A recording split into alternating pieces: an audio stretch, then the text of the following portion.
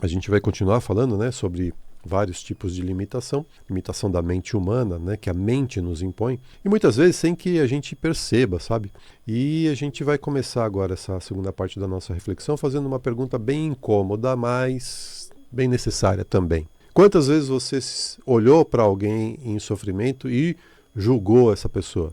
Julgou como se você soubesse o que essa pessoa viveu, como se dentro de você houvesse uma régua invisível para medir a dor daquela pessoa, para saber se ela era legítima ou não, e concluir que não era. Isso que é o pior, né? Medir o outro com a sua régua é fácil, mas será que a sua régua tem tamanho suficiente para medir o outro? Pois é. Fulano não faz nada para mudar tal situação. Meu cunhado é um covarde, faz mal para a família. A vizinha, aquela arrogante, soberba, nem cumprimenta. Parece que tem o rei na barriga, né? E tô dando alguns exemplos aqui, né? Os exemplos vão ao infinito, né? Mas a verdade é uma só, gente. Ninguém conhece e não é capaz de conhecer a história completa de ninguém. O que vemos no comportamento do outro é apenas a pontinha do iceberg emocional que carrega aquele indivíduo. A gente vê só, né, um pedacinho bem pequeno do que é e a gente acredita que sabe tudo sobre a pessoa, né, Eliane?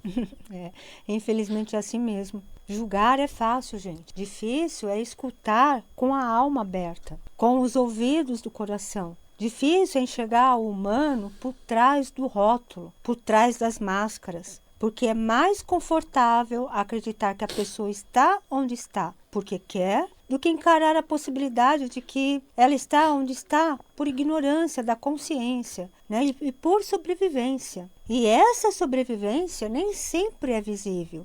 Às vezes ela veste terno, cumpre prazos, né? Sorri no Instagram, mas por dentro, gente, carrega uma alma esmagada por lembranças, por traumas e necessidades emocionais que nunca foram acolhidas. Sabe aquela pessoa que você a enxerga como sendo uma pessoa fraca por estar deprimida? Pois é, talvez ela tenha segurado a barra da família inteira, desde a infância. Talvez essa pessoa tenha sido mãe da própria mãe. Talvez ela tenha crescido num ambiente onde o amor não era reconhecido, ou era um amor condicionado, aonde o afeto só vinha quando a pessoa fazia alguma coisa certa da perspectiva dos pais. Então, gente, muitas pessoas crescem achando que precisa fazer algo para existir. E um dia, o corpo grita por suportar todas essas dores. A alma silencia e tudo desaba,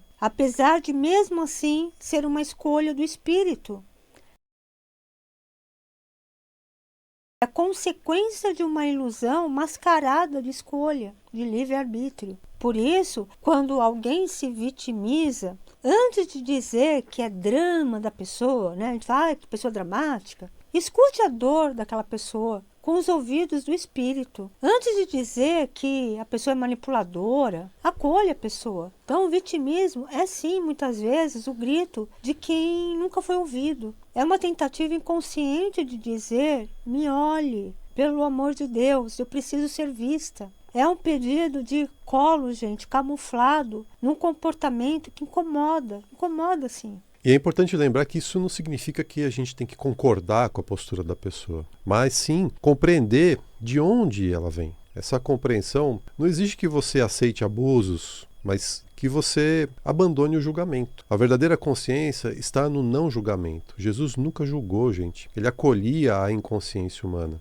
Jung dizia assim: conheça todas as teorias, domine todas as técnicas, mas ao tocar a alma humana, seja apenas outra alma humana. Essa frase é muito conhecida nos meios terapêuticos, mas ela pode ser estendida para todas as relações. Relacionar com os outros de forma nutritiva, de forma expansiva, é entender que o outro é apenas outra alma como você. É reconhecer a divindade que vive em você e a mesma divindade que vive na outra pessoa. Essa frase nos atravessa porque ela desarma o ego do terapeuta, do conselheiro, do pai, da mãe, do professor, do amigo. É muito legal. Ninguém cura ninguém a partir da superioridade. Ninguém cura ninguém julgando e condenando. Aquilo que muitas vezes é óbvio para a gente, para você, pode ser a ignorância do outro. E entenda, gente, ignorância Não aquela no sentido intelectual, mas sim no sentido da ignorância do espírito ou da inconsciência do espírito. A cura, quando acontece, ela brota do encontro entre vulnerabilidades. É quando um olha o outro e reconhece: eu também já estive nesse lugar.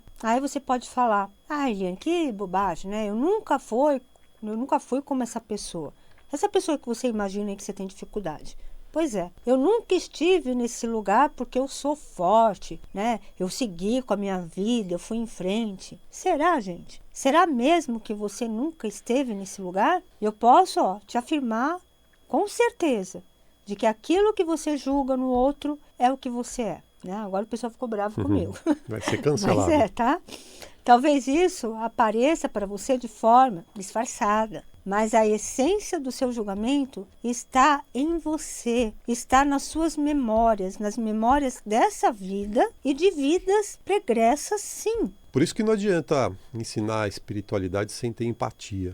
Não adianta nada você saber tudo de chakra, de mantra, de física quântica, se você ainda acredita que quem está doente, frágil, deprimido, está assim porque quer. Isso não é consciência, gente. Isso é arrogância disfarçada de iluminação. A verdadeira luz não julga a escuridão. Ela acolhe e ilumina. Olha, quando Jesus, diante de uma multidão e de uma mulher supostamente pega em adultério, ele disse assim: aquele que estiver sem pecados, que atire a primeira pedra. Quando ele falou isso, ele estava pedindo para a gente visitar o nosso mundo íntimo, para investigar como anda o nosso autoconhecimento, como anda a nossa empatia, como anda a nossa humildade diante daqueles que falham. Jesus nos convidou a refletir sobre os nossos próprios erros antes de julgar os outros. Ele lembrou que todos nós somos imperfeitos e que a perfeição passa pelo fortalecimento da compaixão e não da condenação. Quem reconhece as suas próprias sombras é menos propenso a, entre aspas, apedrejar os outros, né?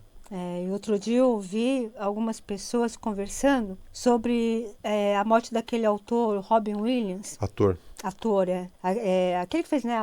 É um filme fez o famoso, filme ele da fez Babá. vários, né?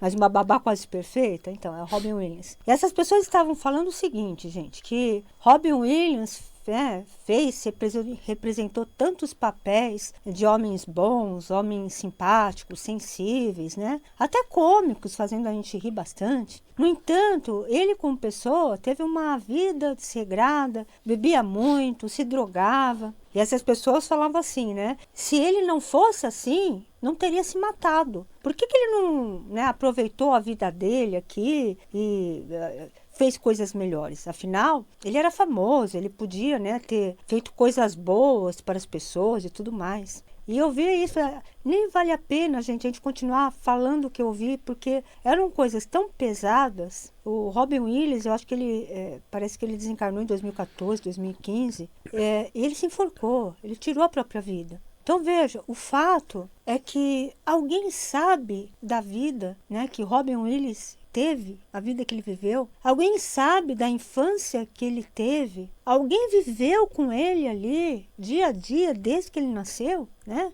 Ou alguém sabe até de vidas passadas dele. Eu vou falar, gente, vou falar uma verdade. A pessoa que chega no ponto de tirar a própria vida, essa pessoa está desesperada por atenção. Ela não aguenta mais tantas dores, tanto sofrimento. Então, quem somos nós para julgar? Como podemos dizer que a pessoa fez o que fez porque era uma pessoa ruim, perversa, uma pessoa louca que não aproveitou a encarnação dela? Veja que pessoas que julgam e criticam a vida dos outros também fazem isso exatamente com o nosso propósito que a gente está falando aqui. Elas estão, né, inconscientes do sistema. Elas não têm consciência do que é a verdadeira vida. Elas não conseguem observar além daquilo que vem. Então, a própria pessoa julgadora, a gente não está atacando pedra. A gente está trazendo uma consciência para as pessoas refletir o que ela vem fazendo. Ninguém conhece a história do outro. Ninguém sabe qual a missão de vida da pessoa. E aí você pode falar: não, Eliane, eu sei muito bem sobre a vida da minha mãe, sobre a vida do meu pai. Sabe nada, gente. Não sabe. Vocês não sabem, eu não sei nada dos meus antepassados, né?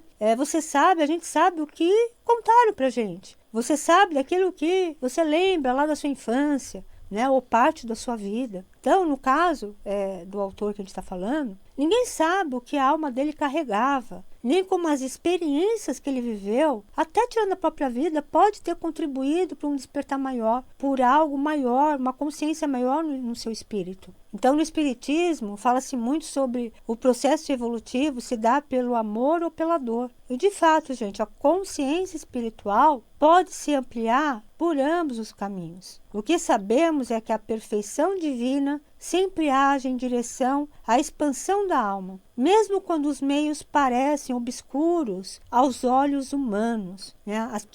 As lentes míopes que a gente tem de enxergar só uma parte do todo. Então tudo, absolutamente tudo que vivemos, nos conduz a um novo estágio de crescimento interior. Por isso, julgar qualquer pessoa, ou que, como falei, esse autor escolheu se viciar, se drogar, ou que teve o final que mereceu, gente, isso é ignorar a profundidade da dor que ele carregava. Nenhum de nós conhece os fardos silenciosos que um espírito carrega. Pois é, gente, quantas vezes você já ouviu alguém dizer assim, fulano só quer atenção? E se for verdade? E se esse querer atenção for, na verdade, uma necessidade legítima de afeto daquela pessoa? E se essa pessoa cresceu se sentindo invisível? E se essa pessoa que quer atenção aprendeu que só sendo doente as pessoas olham para ela? Pois é, estamos falando de um padrão emocional que começa lá na infância e é reforçado por uma sociedade que valoriza quem dá conta de tudo sozinho e que rejeita quem demonstra fraqueza. Isso é que é triste, né? Uma criança que aprendeu que só era amada quando agradava, cresce achando que não pode errar, que não pode cair. Ela vive tentando acertar o tempo todo, até que um dia não aguenta mais e desaba, gente. E aí, ao invés de receber acolhimento, ela é chamada de fraca, quando na verdade ela só estava tentando ser forte por tempo demais e sozinha. Mas o que é ser forte, afinal? É se calar e aguentar tudo sozinho? É não pedir ajuda para mostrar-se forte e capaz? É não chorar, gente? Como falamos, na primeira parte do programa? É fingir que está bem quando está em pedaços? Ou é ter coragem de pedir ajuda quando necessário? É ter coragem de mostrar a sua vulnerabilidade como humano? É se permitir chorar quando a sua alma não aguenta mais tanta dor?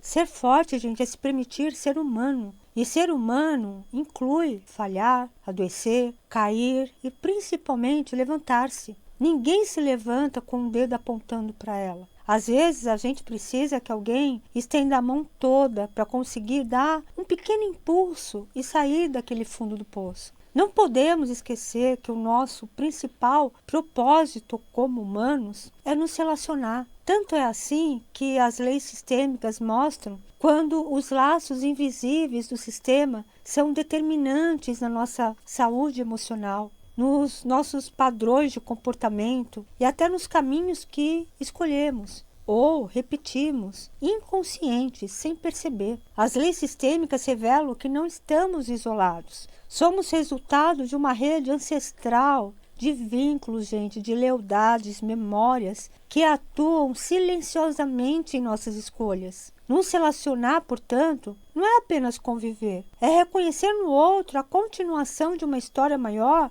da que você faz parte, que você conhece. É honrar quem veio antes de todos nós. É curar através do encontro. Então, toda a cura, gente, é relacional. Porque é na presença com o outro que nossas feridas vão aparecer. E é nesse momento que a gente percebe a ferida, a gente pode tratar, a gente pode se curar. E aí, é lógico, a vida começa a se transformar. Por isso, gente, mais do que técnicas, diagnósticos ou receitas, mais do que críticas e opiniões vazias, o que o mundo está precisando é de presença e de empatia. Precisa de gente disposta a ouvir sem pontos de vista. Nunca queira, gente, consertar o outro. Nunca queira mudar o outro, porque fazendo isso, você tira do outro a oportunidade grandiosa que o outro tem de se empoderar e de se apropriar da sua divindade. Você tira da pessoa o poder dela acessar a força da centelha divina que vive nela. Porque é através dos desafios da vida da pessoa que ela acorda para a autorresponsabilidade da sua vida. É ela acordar para a consciência de que tudo o que ela vive nada mais é do que oportunidades para perceber as escolhas inconscientes que fez até aquele momento da vida dela. E isso se refere à vida do espírito e não somente do espírito encarnado. Muitas vezes uma pessoa que é rotulada de ser uma pessoa fria, sem amor pelos outros, é um espírito que vem de encarnações e encarnações sem conhecer o que é amor.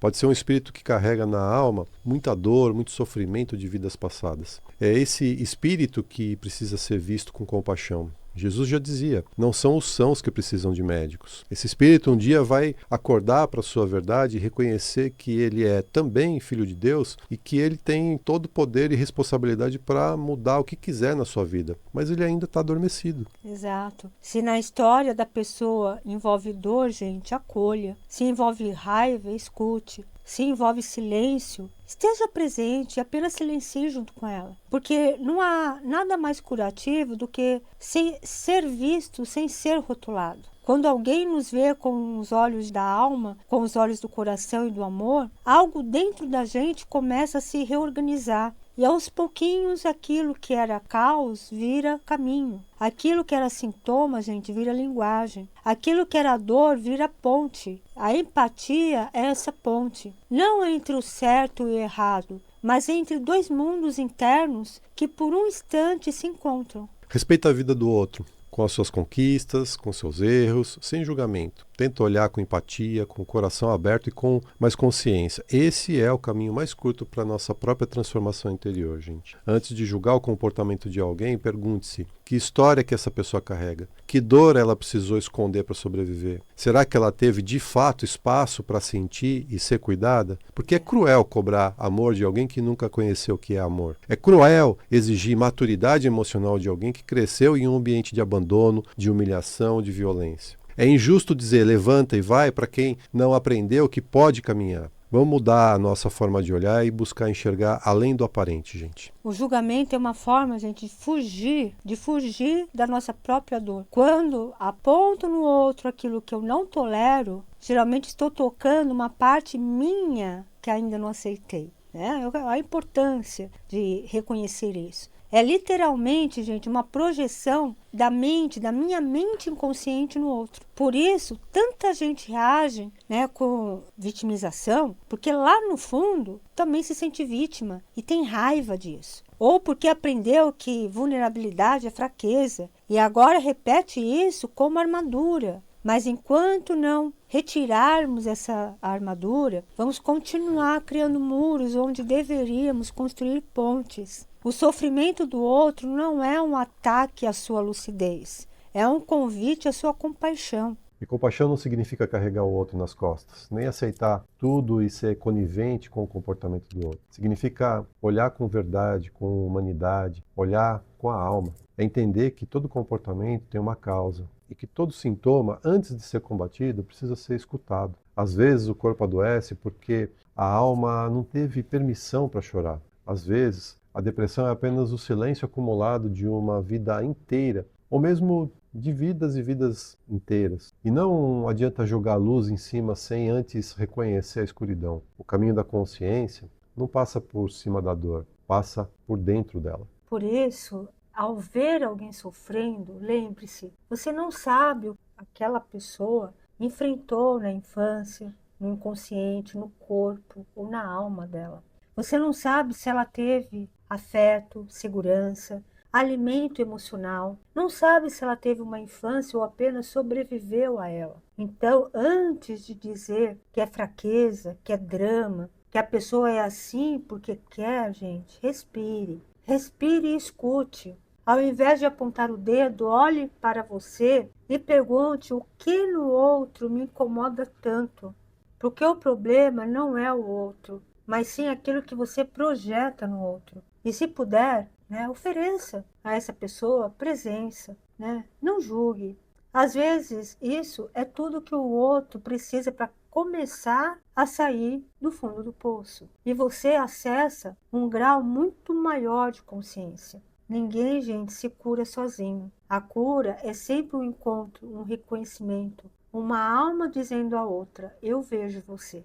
É isso aí, né, dona Eliane? Estamos chegando ao final de mais um programa. Queridos, sábado que vem, 12h30, a gente volta. E se esse conteúdo fez sentido para você, se ficou com vontade demais, começa a seguir a gente lá no Instagram. O Instagram da Eliane é @ElianeBim. O meu Instagram é o @EdgarBim. E no YouTube, né, a gente também tem o nosso canal lá. O canal é o BIM91. Acesse, aproveita para se inscrever no canal, ativar o sininho. Se você quiser agendar para obter mais informações sobre os nossos atendimentos, você também pode mandar para a gente uma mensagem pelo WhatsApp. Atendimentos em psicanálise sistêmica, hipnoterapia e constelação. Entre em contato com a Eliane pelo número 11 98420 9959, 11 98420 9959. E se você quiser mandar uma mensagem para mim, o meu número é o 11 97563 3113. 11 97563 3113. Até sábado que vem, 12h30, aqui nos 95.7 da Rádio Vibe Mundial. Queridos, gratidão pela audiência. Tenham todos uma linda e abençoada semana.